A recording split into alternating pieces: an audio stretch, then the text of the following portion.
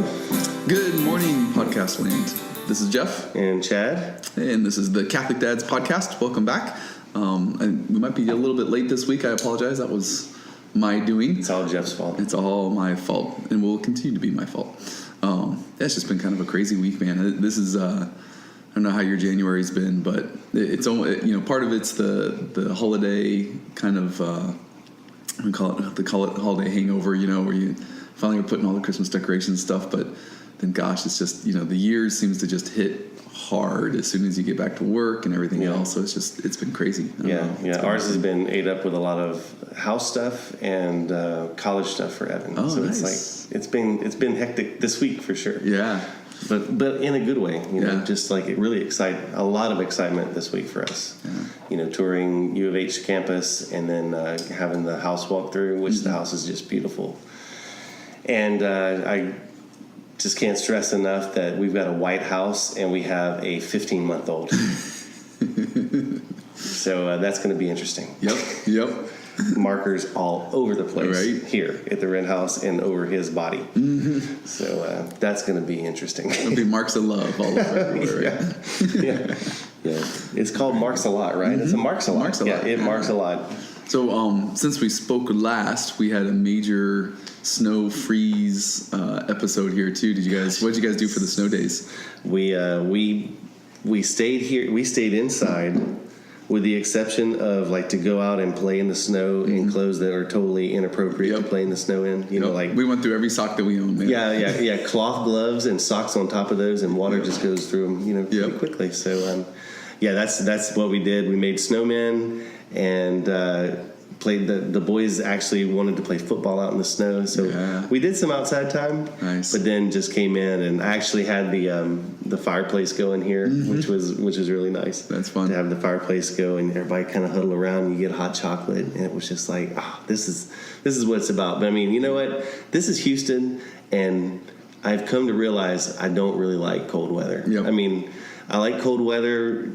Just like in bits and pieces, after the hard summers that we have, it's nice to have cool weather. But man, I just do not like 6:30. I do not like the really, really cold. We're just not built for it. We're not prepared for it. That's the thing. All of our friends up north are laughing at us. Oh, Houston is shut down because man, you don't have tires to drive on ice. And I mean, I don't know how those people do it. Hats off to all the northern listeners. Yeah, the ice is scary. I mean, I grew up in Colorado, and driving on snow and everything. I mean, you get used to it and slow down. You have the tires and stuff, and down here the ice just scares me. I drove in Friday morning. Or was that? I guess that was Thursday morning when the thaw had just started. Work opened back up, and they opened late, which was nice. Yeah, there was still ice all over the place patches. On Thursday, and you just can't do anything about that, right? Yeah. I mean, it's like glare sheets of ice. I mean, it doesn't matter what kind of tires you are. You have to go slow. So we did. We don't have any of the gear. I was joking with Aaron. I was like, I just want to go do a spending spree at Land's End and have that closet of the gear. Because then, you see the kids are walking around and some of the families are like, do you just buy winter coats every year just for that one day of freezing weather? Because there was families out there that they were ready. It's like, man, I wish we were. Go out there and spend all day. But then it's like you're ordering gloves. So we did actually. Kim ordered some gloves, some really nice gloves and stuff off the internet. I'm like, you realize that we are not going to use these again. Exactly. Yeah, we have no use. To make sure it'll be in the 80s. We'll have no use for this until next year, guaranteed. You know. And she's like, well, you never know, which is true. But one of the cool things that we did is I was like, so we're sitting there, we're looking out the backyard, and we see our little snowman that stayed there for 4 days or whatever, which was crazy, And I was like, well, guys, that snowman, it's not going to be there anymore, so say goodbye to it. Mm-hmm. I was like, I wish there was something we could do. So Kim looks up this recipe on how to make ice cream snow. Oh, yeah, right. So we basically took the snowman and we ate him. It's appropriate for a Catholic podcast. Yeah, absolutely. So we took the snowman, we brought him inside. I mixed up it was milk and sugar and vanilla, and made a little syrup and put it on there. And it was so funny. The kids were eating it, and Dylan's like, "Oh, this is really good." Anything with vanilla and sugar and milk on top of it's gonna be good. So he's eating it. He's like, "I found a leaf in mine." So it was really funny. I like that. An appropriate way to like put an exclamation point on the end of the really cold weather was to These are real consume the snowman. Yeah, we had a number of snow cones in the freezer. Yeah, for that reason they disappeared pretty quick. So, but anyway, so segue into the topic. Nothing to do with cold and snow, unfortunately, but maybe I'm trying to put some segue together here. It's just not working. Yeah. So here we go. So over the break, I had time to kind of catch up on stuff that you want to do, right? Because you're kind of like at home or whatever, and both of our offices were both shut down for like 2 days, right? So I picked up Porter's old fitness tracker. Oh. Right, and so he made a bunch of money and saved up and bought himself an iWatch because the kids are much more fancy than we are, and so he had an old Garmin fitness tracker deal that like had just been sitting around. I was like, I might as well just use that, and we're both workout junkies, and it's kind of fun to track that stuff. And so this has been the first couple weeks that I've just been wearing it. I finally got it synced with my phone. That took like 3 days to figure that out. I had it was funny actually.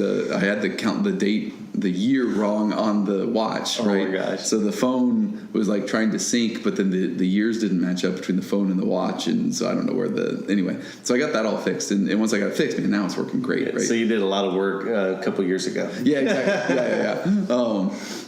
So it tracks your sleep, it tracks your heart rate. You turn it on when you're doing your mileage. It's actually got GPS. So when I go, that one right there? Yeah, exactly. Yeah. When I go running now, you can see like the little map, and I always do the circuit at work, so it's always the same. Yeah. It's kind of cool. Actually, it's very cool. You're kind of you get really addicted to it, and the cool thing about those fitness trackers, and I think one of the reasons why they're so popular, is that they're so reinforcing to just your overall sense of self, if you will, right? Like you wake up and you're like, oh, how much did I sleep last night?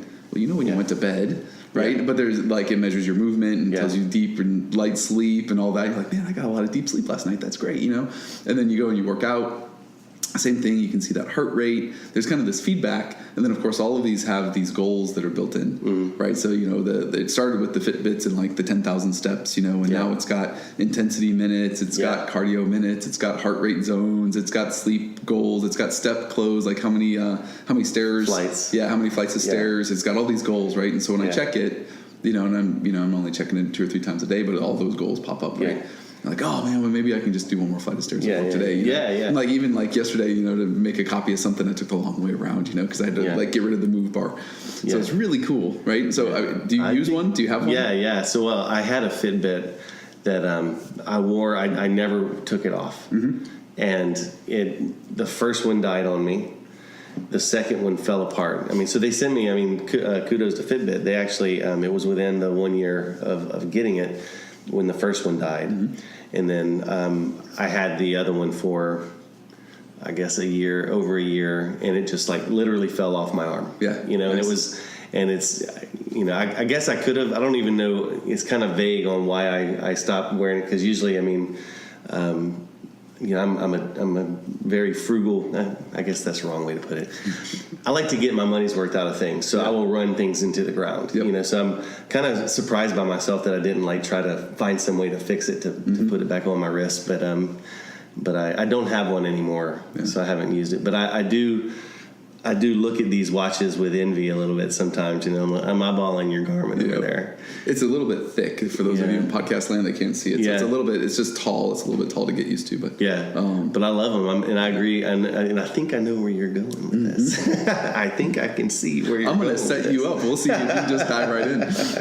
So, question to you, Mr. Chad, to put you on the spot. Would you say that you were more motivated when you were wearing those watches and you were getting that feedback? In your workouts. Was that? It's kind of motivating to you, right? It gave you that feedback. Would you agree with that? I agree. I agree wholeheartedly, because especially when you're first starting. Yeah. So quick backstory is in December when I got my Fitbit. I got it as a Christmas gift. I told my wife, I was like, I really want a Fitbit. This is December 2015. I was almost 280 pounds. And I needed to get in shape. And I was like, and I kept hearing all these people and watching people at work with Fitbits. I said, that would be kind of cool. And when I got that, it gave me the motivation to do what I always knew. Like you're saying, you got to sleep, you know you're sleeping, you're walking or whatever. But it actually just put in concrete way for this data nerd here to say, oh wow, that's how many steps I took, and if I walk this route, I'll go more. And then plus the challenges, like Fitbit, you can set up challenges. So we would, in the office, we would invite each other to challenges. So now it's like a pride thing, and it's like me and my boss. It was like going at it, and awesome. she would just blow everybody away every day. So, that one weekend that you did a lot of work or whatever, and you're like, yes, I'm going to win this time. So it gave that motivation to keep going. Nice. For sure. And then the other thing to that, you were for a while, and I was doing it too. I think I don't know if you're still doing it or not, where you were like doing the food thing too. Yeah, right? My Fitness Pal. My Fitness Pal, and that all links together. And I remember you posting the charts of just that linear line and just dropping. So kudos to you and all the amazing work that you've done, right? Yeah. So in that, if you were thinking that's where this podcast is going, it's not. No, it's not where I think it was. Okay. Actually, so I don't know. I'm gonna let you go. Kudos to you, because we had talked about doing a podcast on just your journey with that too. Maybe that's the next one. But no. It's just amazing, right? I mean, you've just done. So I'm gonna try to guess what where you're going. Let's see. So I think that the way that you've set this up, it would be an excellent topic, and if it's not, it's okay.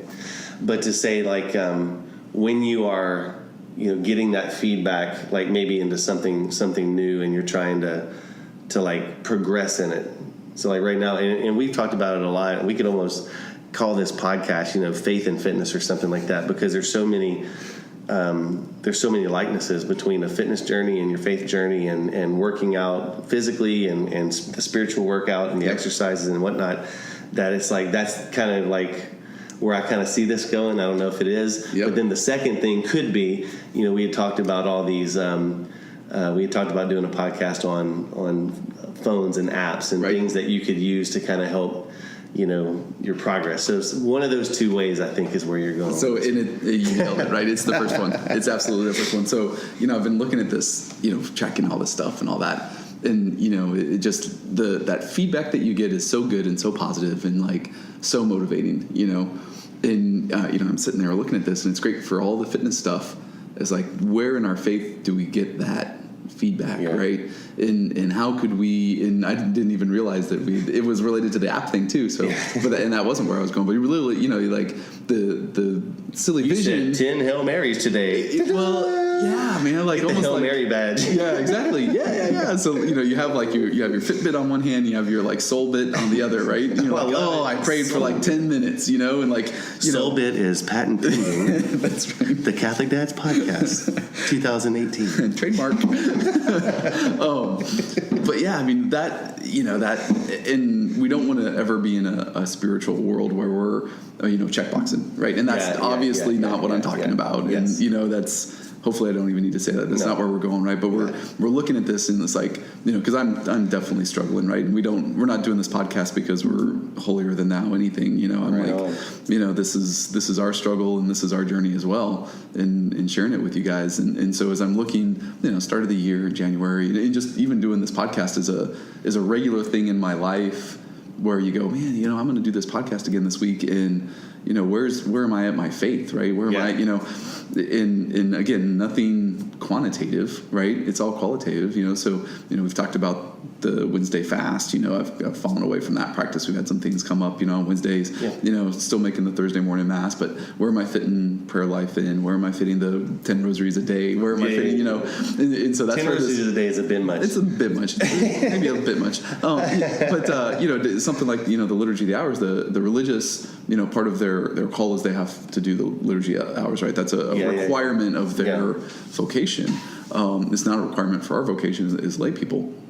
But you could almost see, like, how does a religious person keep up with that, and how do you track that? And some analogy to the SoulBit, where you're like, it's time to get up and pray, like the little reminders through the day. It's going to buzz on your arm. Yeah, exactly. And get on your knees. We've done, so, we were going to talk about that as maybe a bigger podcast, but I do have, like, on the iPhone, you can set up different calendars, right? Yes. And so I have set up a faith calendar, nice. And it does send me reminders. One of the things, and this comes from a member of our team, and I won't shout him out because hopefully I haven't gotten permission to use his name, right? But it was his idea, and I stole it, which was, I set a reminder at 3:00 every afternoon, and it pops up on my phone, and the reminder is for you. right? Because he died at 3:00 for you. Oh, man. Nice. And so every day at 3:00, right, my phone beeps. It's like that little reminder, like cool. right in the middle of the day, whether I'm in a meeting or whatever, it's just that little thing to do that. And so that was kind of the point of the podcast. So at that time, what do you do? Like, so it pops up, it's a reminder, it says for you, and then do you do anything special? Do you say a prayer? You just reflect on it? Yeah, I just reflect on it. A lot of times I just say thank you, and then I get on to whatever the next day, next thing, next email, next whatever, you know what I mean? But it's there, it's like, cool. Yep, you bet, thanks Jesus, cool. On to the next thing. So I guess we had a big long lead up to the money part. Hopefully that was it. But a SoulBit tracker, and so I guess the challenge would be, we don't have that. But if you use that same kind of like motivation that you get from the fitness trackers, if you use that same, we've talked about this too a little bit, but the effort we put into all of this stuff as a society, right? Well, I'm going to get my 10,000 steps, and I'm going to get my this, and I'm going to do my. If you flip that around and put just a little bit more of that effort into your spiritual life, then that would really move things forward, Oh yeah. And I think that going to take the analogy back to the fitness side, so I don't wear a Fitbit anymore, but it's like as you progress, like when you get to a certain point, you don't necessarily need that. I don't need a Fitbit to tell me that I'm doing what I need to do or not doing what I need to do. Exactly. I know those days that I don't run or if I don't work out in the morning, that that lacks in my fitness part of that day. Mm-hmm. I know that if I didn't, I don't have to track my meals to know that I either blew my calorie count or I went under my calorie count. Yeah, that's a great point. I am now just. When you go to MyFitnessPal and you enter all your meals every day, like for a long time, you get to understand the calorie content of nearly everything you eat. Yep. So I can look at that thing and say that's 200 calories, that's 500 calories, or whatever. And it doesn't take a genius to say, if you sit down and eat a Chick-fil-A meal and all that, you just blew it. And a large Coke, and so you don't need those things anymore to be in tune with what it is. One of the things I guess I would say is that the goal tracking. So when I was heavy on the lose weight goal, I weighed myself every day. So it was like that was a way to judge the progress. So you're doing all these little things. So I'm tracking my steps, and I'm tracking my heart rate, and I'm tracking what I eat, and all these little things. But it's for the goal of losing weight. So on the faith side of it, we're quote unquote tracking like what does your prayer life look like? Are you praying in the morning? Are you praying with your family? Are you going to mass, receiving the sacraments? Confession. So you're going through those things for what goal? And it's for sanctification. And so we're trying to obviously strive to one day be with Christ and be with God forever in heaven. So while we're here in our journey, we're going to be doing these little things, and so we don't have a soul tracker or what would you call it? SoulBit. TM patent again, just to make it clear, we don't have our SoulBit on our wrist, but you don't have to have a tracker on your wrist to say I didn't pray today. Yep. I didn't really thank God for my blessings. I missed mass, last weekend, or I needed to go to confession and I didn't. You don't need a tracker to do that, So maybe I guess maybe to bring it to the beginning of a person's faith journey, what kind of thing could be out there to help somebody that's new in their faith that that really is striving to be closer to Christ. I think that's maybe the best takeaway right there is what you're saying is that is the faith life, because it is a practice just like fitness, and there's two things. One is as humans, it's really hard for us to delay gratification, which is why the weight loss journey is such a difficult thing, because the Chick-fil-A sandwich is right in front of you, and it's been 3 years on your journey now, and you've done an amazing job, but you'd have to go tell Chad in 2015, brother, hang in there for 3 years, right? Yeah, exactly. And on our faith life, It's you're going to have to wait, hopefully, 60 years, 80 years, but that delayed gratification, is way out there. And just like fitness too, and I was just thinking about some of the practices I used to have, right? Is you can get into we're both in a mode where we definitely miss it, right? Like if I don't work out over lunch, like, man, it frustrates me, right? Yes. Like if work gets in the way, it frustrates me that I don't get to work out. And I had some faith practices that I was really good at for a while. Like adoration was like I stopped on the way home for a while. Yeah. And it was probably a good year that I was really dedicated, just stopping for a few minutes on the way home. And then you miss it for a couple days, and then you miss it like maybe for the whole week, and then you never go back, right? And fitness can be the exact same thing. Yes. Like you're saying, like when you miss it, and the key thing is to not miss it the next day. And at the start of a faith journey, that's the hard place to get to. And even on a fitness journey, it's really easy to fall off quick. Yeah. It's really easy. And so both of those analogies are just so true. That's a great point. Yeah, and again, like talking about, so I've got this thing with Chris O'Brien that we started the 2.0. Yeah, exactly. And it's like, so the catchphrase is a body in motion remains in motion. Yep. And that's really, that phrase has kept me on the fitness side, like after the hurricane and all that. I mean, I wanted to sit on that couch and not do anything. Yep. And then it's just that silly little phrase that I thought up as a t-shirt idea is what honestly would get me up and moving. It's like, just do something. Right. And the same thing with the faith. It's like, you don't have to, and I hope that would be another takeaway from this podcast for anybody that's out there listening that's in this position. Don't look at, it's very difficult to look at the end goal and see where you are now, and then because like that might look like Mount Everest. It's like, man, I will never get there. On the fitness side and on the faith side too. So don't look at it like that. Just do something. Just do something. Anything, do it. So on the faith side, just say a prayer of thanksgiving. Go to a mass. Go to one mass. And like those milestones that you are striving for. Once you achieve it, then maybe set your bar or set your sights on another milestone. And it's just like any other journey that you're on. It's made up of waypoints, and once you get to that waypoint, go to the next one, and start small. Don't try to. And I think we talked about this on one. It's like we might rename this podcast. Because it's just so analogous to the faith and fitness side.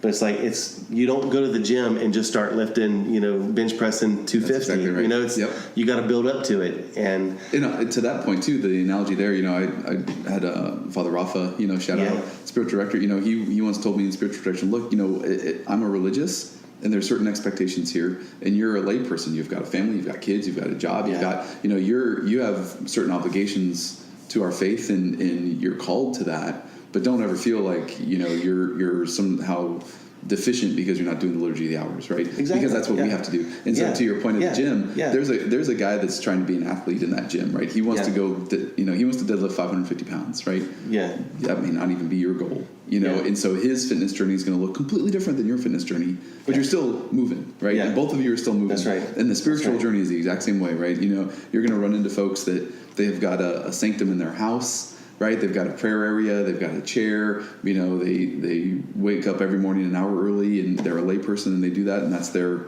deal, and it's amazing and beautiful, which is the equivalent of a guy doing the deadlift. And you're going to run into a dad that's got 6, 7 kids, and the best he can do is pray a rosary as he's driving into work in the morning. And that both of those guys are moving in the same direction. Right. And my point is, don't load yourself up with, I'm going to say a rosary every day. Yep. And I'm going to go to adoration every day. Yep. I'm going to go to confession, once a week. Yep. You start like loading all these things daily up. Mass, and then daily mass. And then it becomes like, I think we talked about this. And when you don't do it, you're like, oh, I'm terrible. I'm a failure. I don't do anything. And then you get discouraged.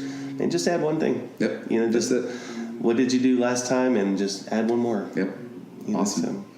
That was good, man. You were catching what I was throwing. Good, man. Sports analogy. Nice. Yeah. Nice. Good. So bring us home. Final thought.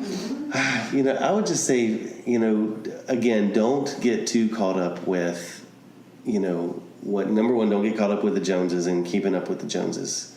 Number 2, don't load your plate. Lent is coming up. Yep. So Lent is what? So Valentine's Day starts. So, so we're a good ways.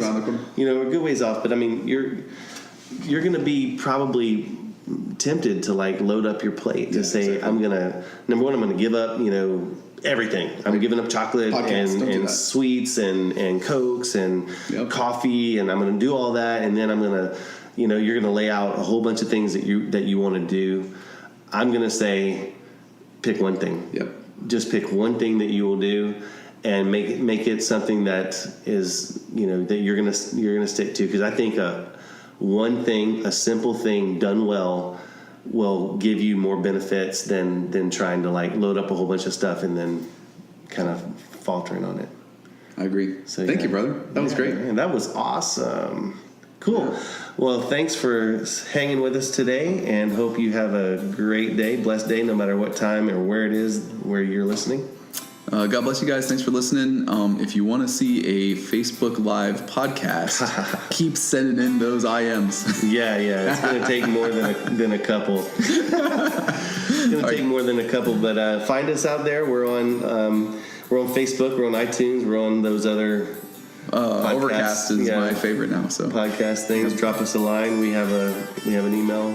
CatholicDadsPodcast@gmail.com. Amen. Like to hear from you. Talk to you soon. Later.